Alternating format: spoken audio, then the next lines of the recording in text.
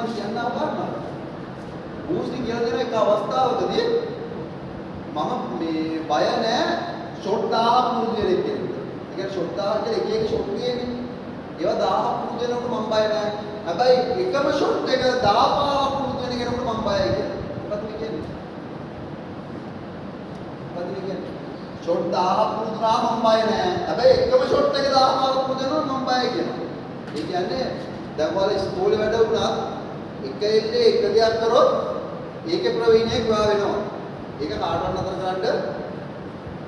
පැහැදිලිද? හැබැයි ඔයා අර හැමදේම යුක්ත කරාට ඒකේ ප්‍රවීණයෙක් වා වෙන්නේ නෑ. ඒකෙත් ඔයාලට තියෙන දක්ෂතාවය අඳුනගෙන ඒකේ ප්‍රවීණයෙක් වෙන්න try කරන්න. දැන් ඔයාලා නායකයෝනේ ඔයාලට තියෙන මොනවා ටැලන්ට් එකක්. අනිවාර්යයෙන් තියෙනවා නේද පුතේ? මොනවා ටැලන්ට් එකක් තියෙනවා. තමන්ගේ අඳුරගෙන ඒක ફોකස් කරන්න. එලක්ලාට ටිකට් ගන්න පුළුවන් වෙන්න පුළුවන්.